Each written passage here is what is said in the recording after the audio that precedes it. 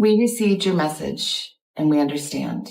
We beg you now to return our mother to us. Kidnappings are usually fast. In, out, gone. So what kind of kidnapper stays inside an 84-year-old woman's home for 41 minutes? What were they doing in that house? What were they looking for?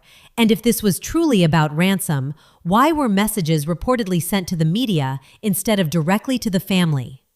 An elderly woman vanishes from her quiet home in the Catalina foothills near Tucson. Security cameras disabled, her pacemaker app disconnected, small droplets of blood found on the porch, medications left behind, phone untouched, Apple Watch still charging. And then the communications begin. Not private negotiations, but public messages claiming she is alive and afraid. All while her daughter, Savannah Guthrie, watches this nightmare unfold in real time. So the question investigators and the public are left with is this: was this a calculated kidnapping for money, or did something go terribly wrong during those 41 minutes inside that house, with everything that followed becoming a story meant to control the fallout? So if you go from 1:47 a.m., which is when the doorbell cam got disconnected, to 2:28 a.m., which is when her pacemaker, meaning she, got far enough away from her phone that the app stopped communicating with the pacemaker. That is 41 minutes. 41 minutes. The timeline is where this case stops looking like a typical crime and starts raising serious questions. At 9:48 p.m., the garage door opens. 2 minutes later, it closes. An elderly woman walks into her home in the Catalina foothills outside Tucson, just like she had countless nights before. Nothing unusual, nothing dramatic. 4 hours pass. Then, at 1:47 a.m., the doorbell camera goes dark. Not a glitch, not a weak signal. It disconnects. From that moment, a 41-minute window begins inside Nancy Guthrie's home, and no one has been able to explain what could require that much time. Kidnappings are usually fast. You don't linger. You don't move room to room. You grab and you leave. But in this case, motion sensors later show activity near the front entrance at 2:12 a.m. Security monitoring had been manually disabled. Cameras were installed, but effectively useless because the cloud storage subscription had reportedly expired weeks earlier. We saw some things at the home that were concerning to us. We believe now, after we've processed that crime scene, that we do in fact have a crime scene, that we do in fact have a crime. And we're asking the communities. The house had eyes, but no memory. And at 2:28 a.m., something subtle confirms she is no longer inside. Her pacemaker app disconnects from her phone. That app only functions within about 30 feet, which means by 2:28 a.m., Nancy is physically out of the house, gone. The next morning at 9:15 a.m., her caregiver arrives and finds the front door unlocked. Not normal. Her purse is still there. Her keys are still there. Her phone remains inside. Her Apple Watch is charging on the nightstand. The medications she relies on daily to keep her heart stable are untouched in the bathroom cabinet. This is not someone who walked away. This is someone who was taken. When deputies from the Pima County Sheriff's Department arrive at 9:27 a.m., the scene immediately raises concern. Pry marks on the front door and frame, signs of forced entry, and on the porch, small droplets of blood, later confirmed to be Nancy's. Not a large pool, but enough to suggest a struggle. I think I told you, she is very limited in her mobility, right? We know she didn't just walk out of there. That we know. There are other things at the scene that indicate she did not leave on her own. Not a violent crime scene splatter, just small droplets, the kind you might see from a cut during a struggle. And then a detail that feels almost cinematic. The doorbell camera isn't smashed, it's gone, removed entirely, as if whoever was inside didn't just want to avoid being recorded, they wanted the device itself. Outside, rain has partially washed away tire impressions in the gravel driveway, leaving investigators with only a rough estimate, likely a mid-size SUV or van, a vehicle shape without an identity. But neighbor surveillance adds another layer, Around 2 a.m., a light-colored van appears at a convenience store about a mile and a half away. Two individuals inside, dressed in dark clothing, faces covered, purchasing bottled water and snacks. No visible license plate.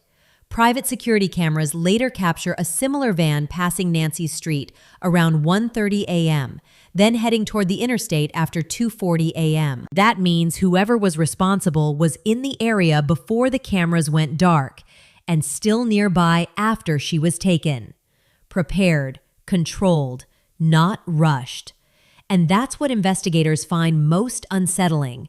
Was a kidnapper doing in Nancy Guthrie's home for 41 minutes? How does it take 41 minutes to kidnap an 84-year-old woman? I realize they don't move slowly. It certainly appears as though she fought. Something happened to cause her to bleed on her front porch or patio area, as it appears she was being taken out of the home. Robbery wasn't the motive. Why remain inside for 41 minutes?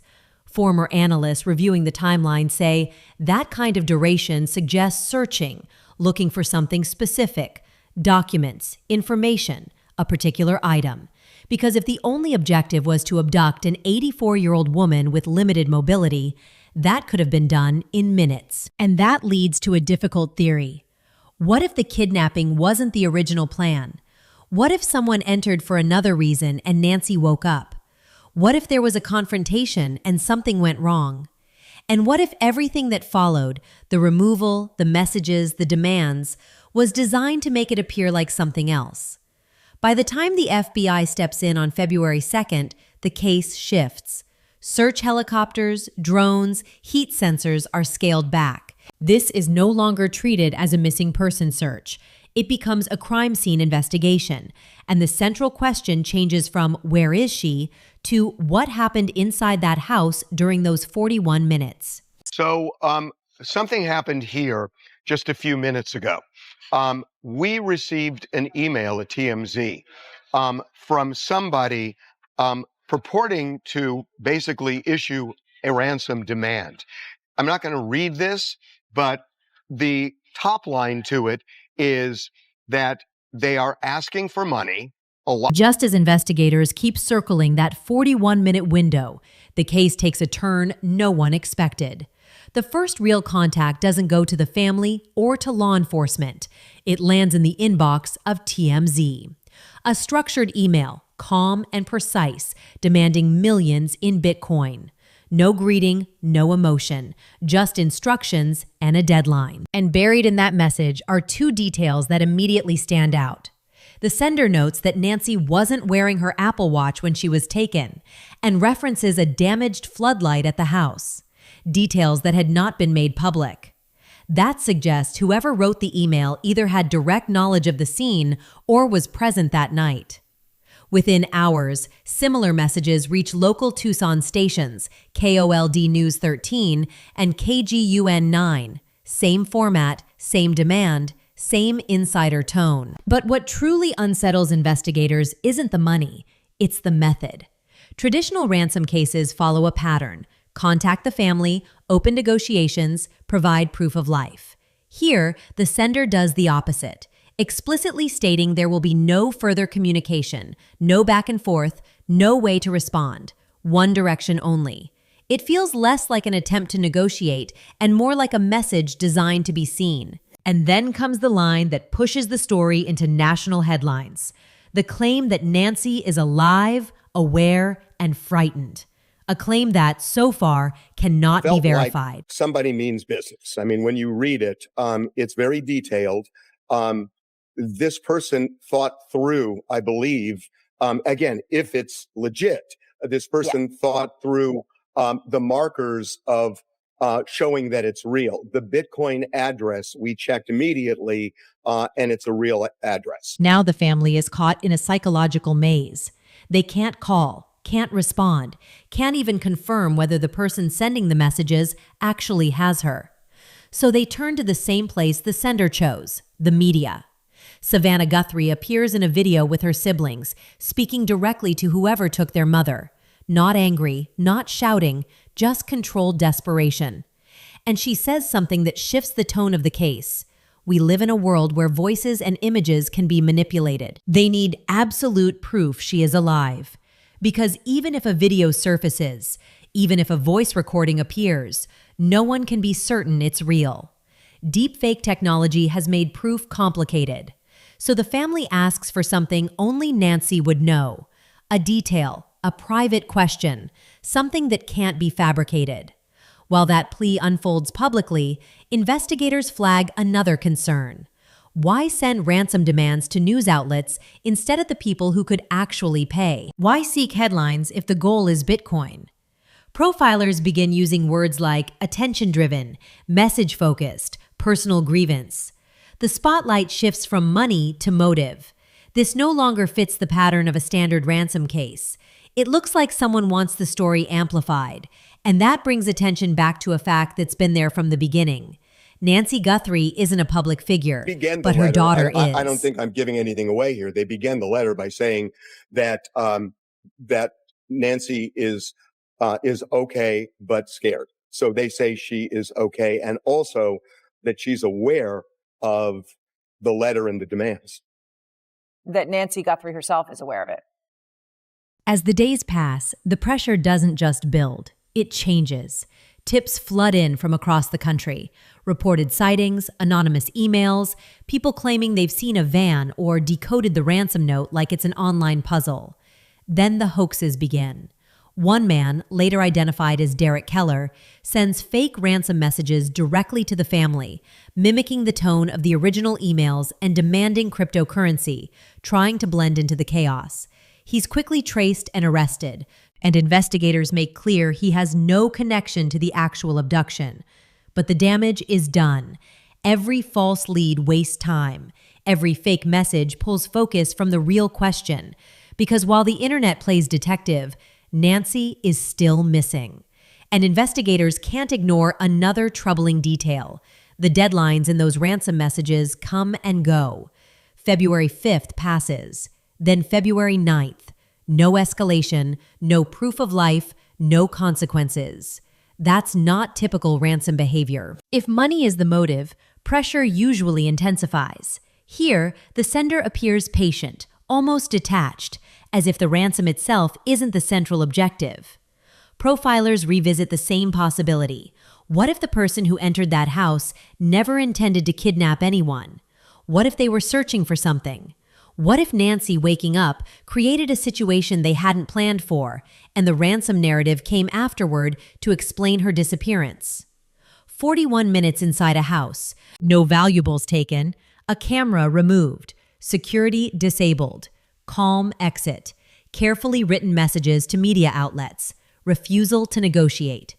It begins to look less like panic and more like staging. Meanwhile, speculation grows louder online. Some suggest resentment toward public figures.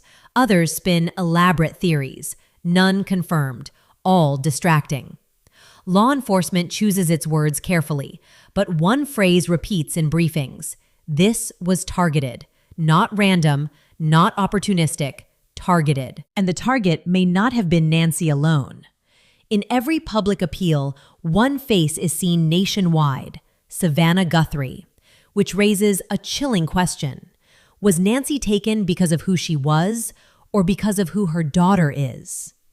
By the 8th day, more than 300 leads have been investigated, hundreds of calls logged, rewards offered, vigils held.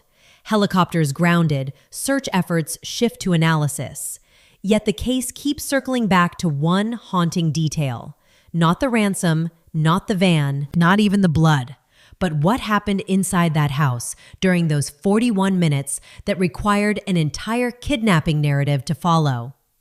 This isn't just a disappearance. It's a puzzle with pieces that refuse to fit. Cameras go dark. A pacemaker disconnects. Messages land in newsrooms. Deadlines pass quietly. And one question echoes louder than all the rest. What really happened during those 41 minutes? Investigators continue their work. Leads are still being pursued, and somewhere the truth remains. But the question remains open. Was this a straightforward ransom kidnapping, or did something go wrong and everything after was designed to look like something else?